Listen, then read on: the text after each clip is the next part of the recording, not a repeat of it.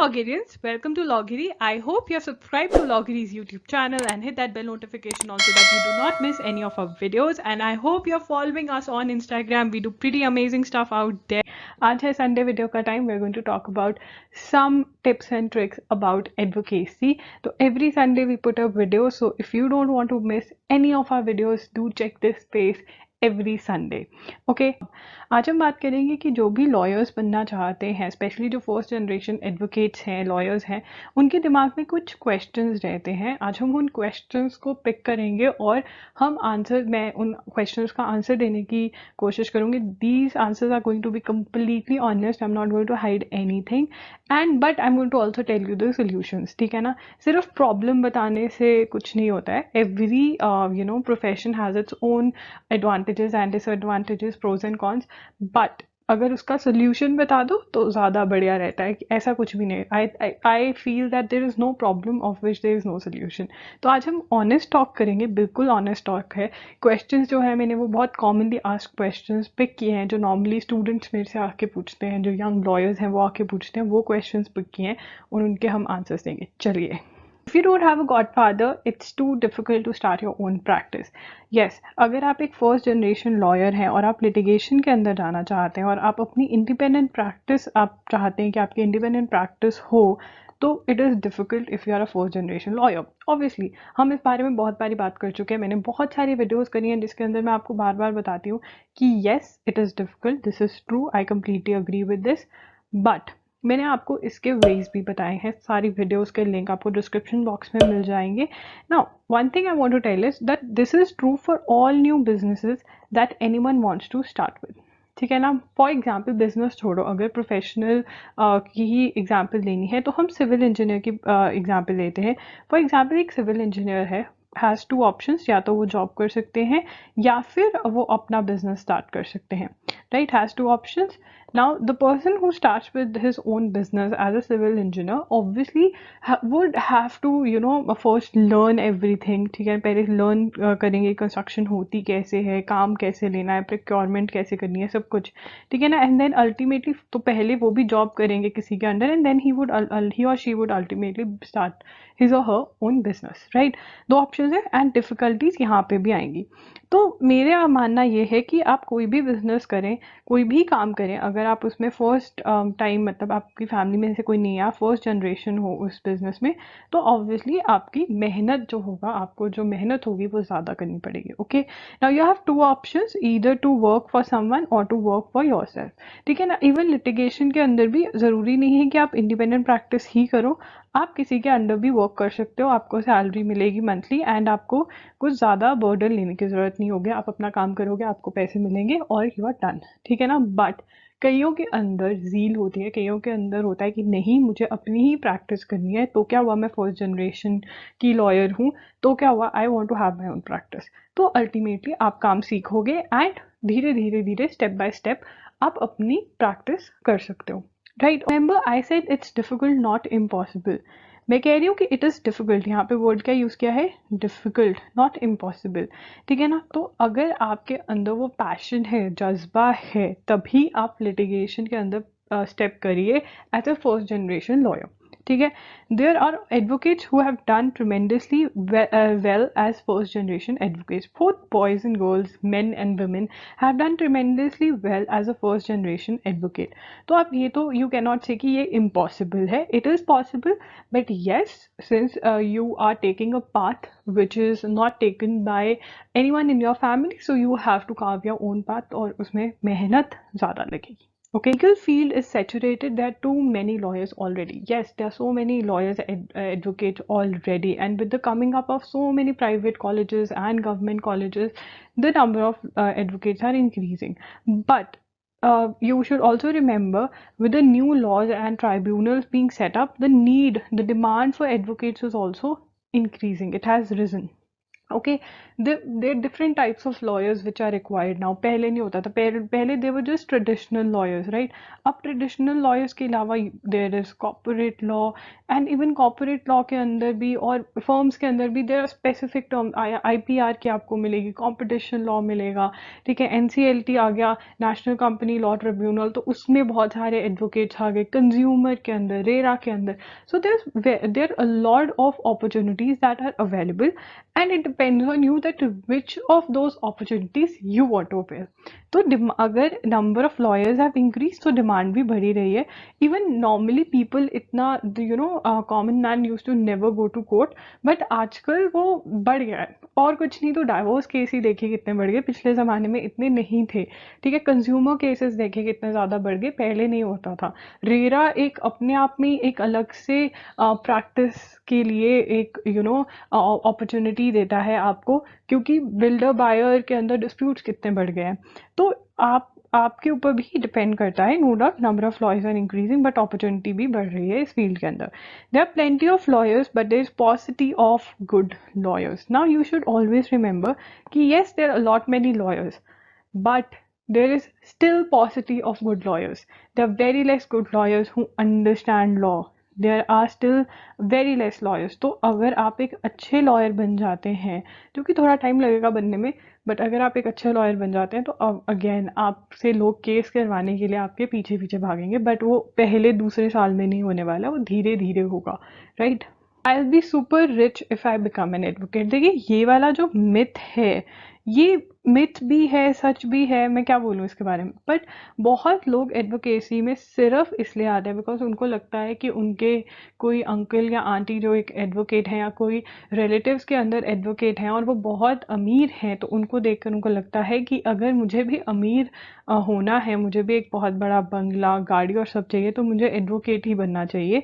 तो सबसे पहले तो एडवोकेट बनने के लिए बहुत ही ज़्यादा hard work, smart work, patience और ये सब कुछ चाहिए। और उसके लिए अगर आप इस फील्ड के लिए पैशनेट नहीं हो तो कोई फ़ायदा नहीं होने वाला है। आप बहुत ही बुरा फंस जाएंगे इस प्रोफेशन में। तो अपना मन बना लीजिए कि क्या आपको जो इस चीज़ में करना होता है, जो काम करना होता है आपको एडवोकेसी में, वो पसंद है या नहीं है, ठीक है ना। और रही रिच होने की बात, तो देखिए हाँ, अगर आप एक अच्छे लॉ स्कूल से, एक बहुत बढ़िया लॉ स्कूल से लॉ कर रहे हैं और उसके बाद वहाँ पे आपकी प्लेसमेंट होती है एक अच्छी कंपनी में, तो आप फर्स्ट ईयर से ही बहुत अच्छा कमाने लग जाएंगे।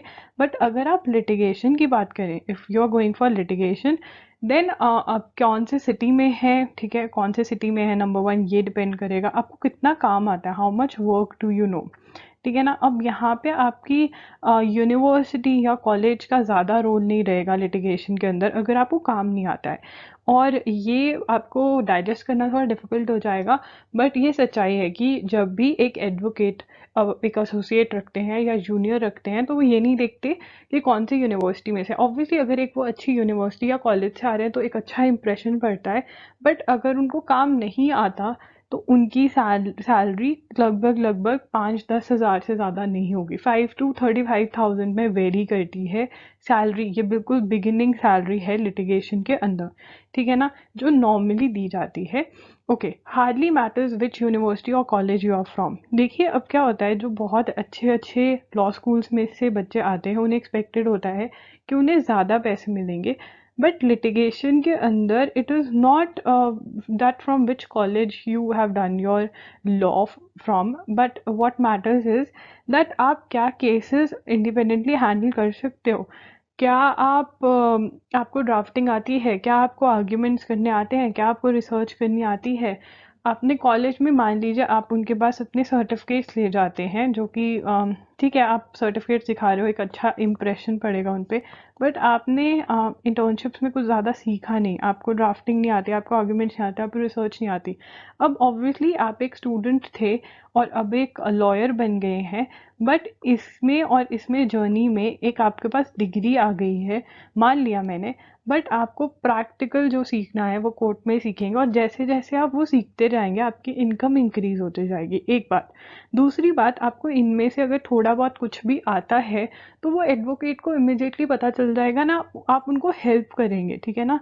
और वो हेल्प कैसे मिलेगी, अगर आप एक केस इंडिपेंडेंटली हैंडल कर सकते हो, आप क्लाइंट अटेंड कर सकते हो, आप नोट्स ले सकते हो क्लाइंट से, ठीक है ना। जो आपने इन्फॉर्मेशन लिया, एडवोकेट को भरोसा है कि आपने बिल्कुल सही इन्फॉर्मेशन नोट करी होगी, या फिर अगर आपको वो अकेले कोर्ट में भेज रहे हैं तो आप केस हैंडल कर सकते हो, तभी वो आपकी सैलरी इंक्रीज होती जाएगी। और अगर स्टार्टिंग में आप चाहते हो आपको अच्छी सैलरी मिले, तो ऑब्वियसली आप कॉलेज में क्या करते हो, यूनिवर्सिटी में क्या करते हो, ये मैटर करता है। आप कैसी इंटर्नशिप करते हो और इंटर्नशिप में क्या सीखते हो, ये मैटर करता है।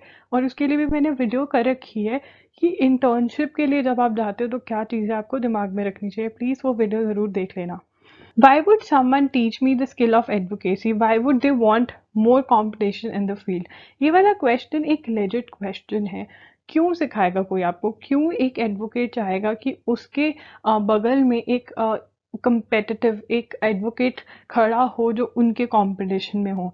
देखिए ये बात है कि आपको दोनों टाइप के एडवोकेट्स मिलेंगे, जो आपको सिखाना चाहेंगे एडवोकेसी और जो आपको नहीं सिखाना चाहेंगे। बट मैं आपको हमेशा कहती हूँ पॉजिटिव रहिए, पॉजिटिव माइंडसेट से एक एडवोकेट को ढूंढना स्टार्ट करिए। मैंने उसके ऊपर भी वीडियो कर रखी है कि कैसे आपको एडवोकेट मिल सकते हैं, क्या चीज़ें आपको दिमाग में रखनी है। तो there are lawyers who are good teachers and they want their juniors to do exceptionally well. तो ऐसे भी लॉयर्स हैं, ठीक है, थोड़े कम हैं नो डाउट, बट ऐसे एडवोकेट्स हैं जो चाहते हैं कि उनके जूनियर्स फ्लरिश करें, ठीक है ना। क्योंकि ऑफिस का नाम भी आगे बढ़ता है अगर कोई भी एक ऑफिस में से जूनियर अपनी इंडिपेंडेंट प्रैक्टिस स्टार्ट करते हैं और वो बहुत अच्छा करते हैं, ठीक है।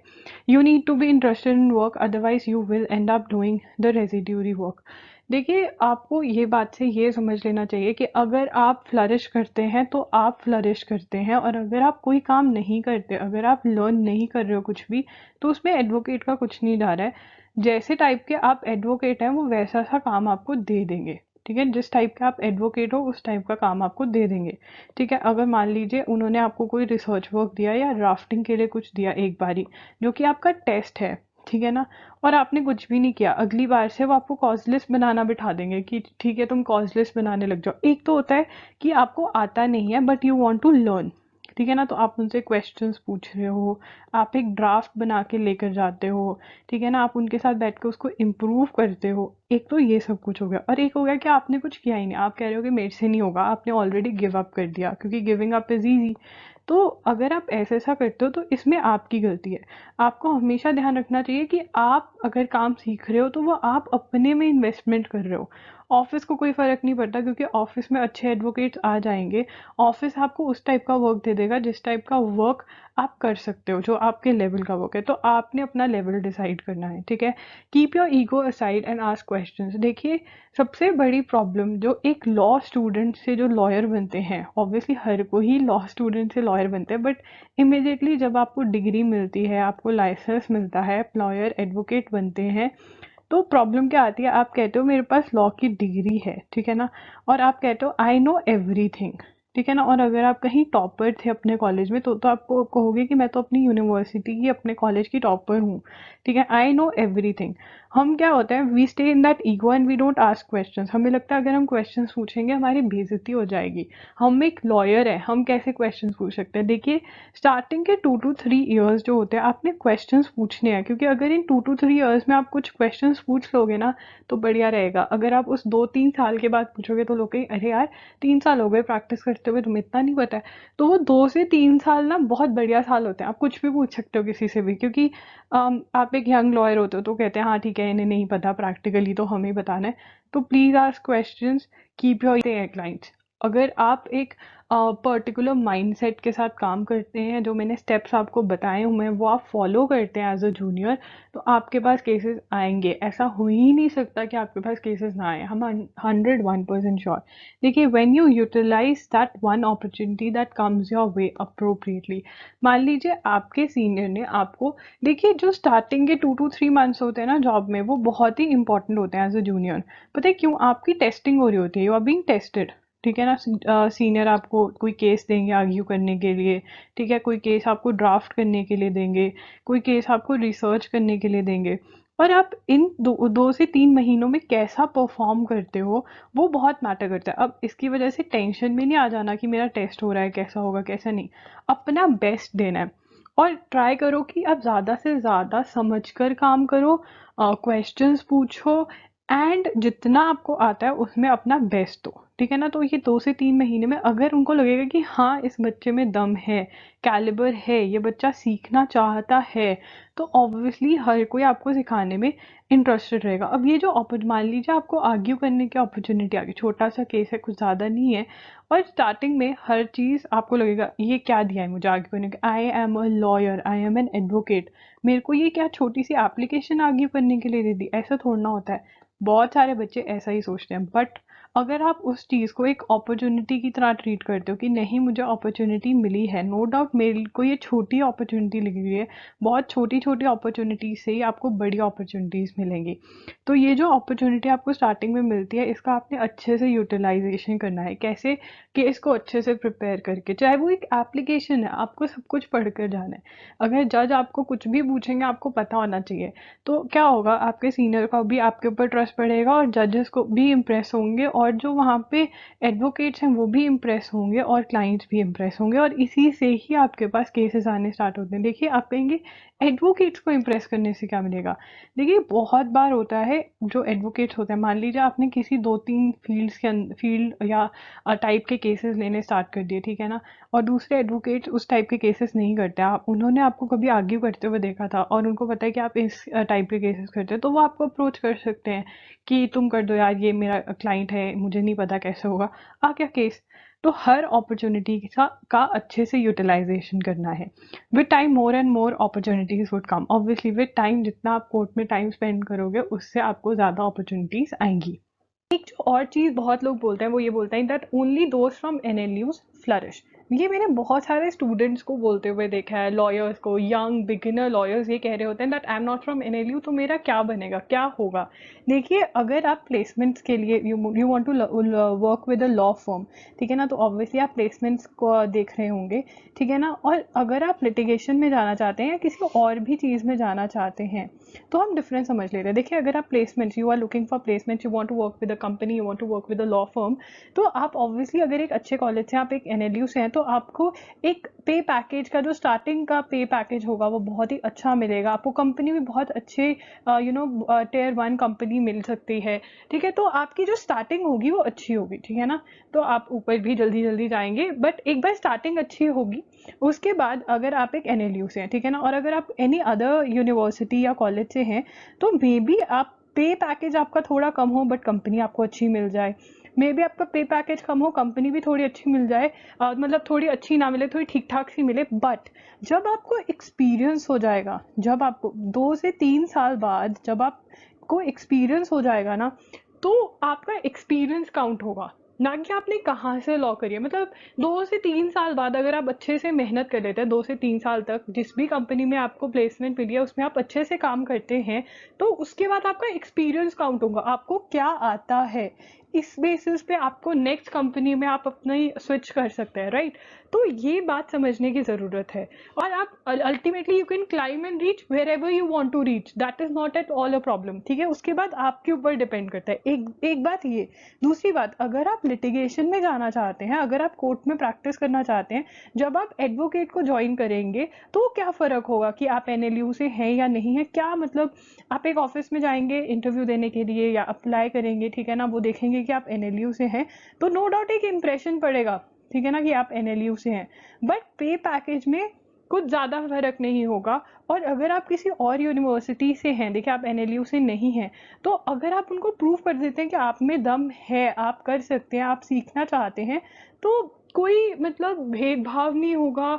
No one would, it doesn't matters in litigation कि आप एनएलयू से हैं या नहीं हैं, अनलेस एंड अनटिल आपको जो काम दिया जा रहा है आप वो कर रहे हो, ठीक है ना। Only those who are ready to learn and evolve flourish. देखिए बहुत बच्चे मैंने देखे हैं सॉरी टू से दैट कि जो एनएलयू से होते हैं, बट वो क्योंकि उन्होंने जब वो एनएलयू में, देखिए आपके प्रोफेसर्स चाहे जौन सी मर्जी यूनिवर्सिटी के हैं, वो आपको कोई स्पेशल जूस तो नहीं देंगे ना कि ये पी लो तो बच्चा आपका सारा काम हो जाएगा। नहीं, आप भी हार्डवर्क करेंगे, आप भी मेहनत करेंगे। तो आप जब यूनिवर्सिटी में हैं, आप क्या करते हैं, क्या कुछ करते हैं कि आपको एक्सपीरियंस गेन हो, वो भी मैटर करता है।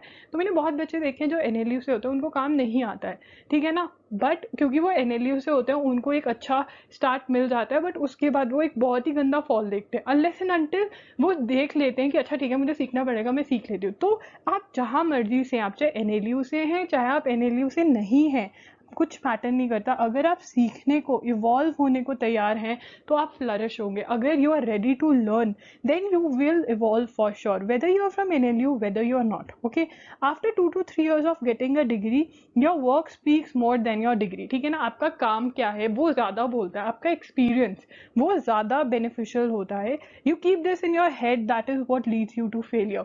देखिए बहुत सारे बच्चे, मैंने ये मिली हूँ मैं ऐसे इंटर्न से भी और ऐसे लॉयर्स से भी, या जो अभी 4th 5th ईयर में हैं और वो एडवोकेसी में आने वाले हैं और वो यही कहते हैं कि I am from NLU, I am not from NLU, sorry, what would I do. Look, it hardly matters now that you're from NLU or you're not. Be ready to work hard. Be ready to learn. Be ready to, face what is coming on your way. जो opportunity आएगी उसको miss नहीं करना, और जो सीखना पड़ेगा उसको सीखो, right? You keep on telling yourself that I am not from an NLU, so I cannot do this. I have not been taught this. I don't have the exposure. बहुत बच्चे अपने आप को ये बताते रहते हैं।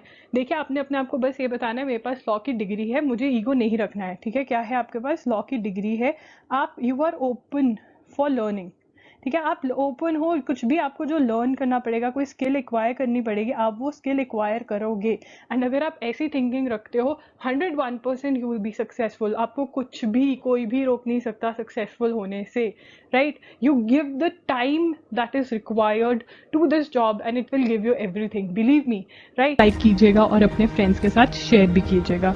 चैनल को प्लीज सब्सक्राइब करना और बेल नोटिफिकेशन ऑन कर देना, ताकि जब भी मैं एक न्यू वीडियो डालूं आपको नोटिफिकेशन आ जाए। और अगर आप चाहते हैं कि आपको वीडियोस की नोटिफिकेशन मिले और जो हम एक्टिविटीज़ कर रहे हैं लॉगिरी पे उसकी नोटिफिकेशन मिले, तो हमारा टेलीग्राम ग्रुप ज़रूर ज्वाइन करिएगा। अगर आपको ये वीडियो हेल्पफुल लगी तो प्लीज़ मुझे कमेंट करके नीचे बताइए कि आपको ये वीडियो हेल्पफुल लगी, ताकि मैं और ऐसी वीडियोस बना सकूं जो आपको ज़्यादा से ज़्यादा हेल्प कर सके। आप मुझे इंस्टाग्राम पे भी फॉलो कर सकते हैं, वहाँ पे मैं @IAMLogiri के नाम से हूँ। वहाँ पे आप फॉलो कीजिए क्योंकि वहाँ पे हम बिल्कुल डिफरेंट कंटेंट डाल रहे हैं और चाहते हैं कि मैं आपको वीकली न्यूज़ लेटर भेजूँ जिसके अंदर मैं लॉ के बारे में और भी अच्छे से बात करती हूँ। तो प्लीज़ अपनी ईमेल आईडी नीचे दिए गए डिस्क्रिप्शन बॉक्स में एक लिंक है, वहाँ पे जाके अपना ईमेल आईडी ड्रॉप कर दीजिए, ताकि जब भी मैं कुछ ऐसा करूँ आपको ईमेल पहुँच जाए और आप वो देख सके। वो मैं यूट्यूब चैनल पे नहीं डालती हूँ, वो सिर्फ मेरे जिन्होंने न्यूज़ लेटर सब्सक्राइब करा हुआ है उनको भेजती हूँ। आज के लिए इतना ही, मिलते हैं जल्द, बाय।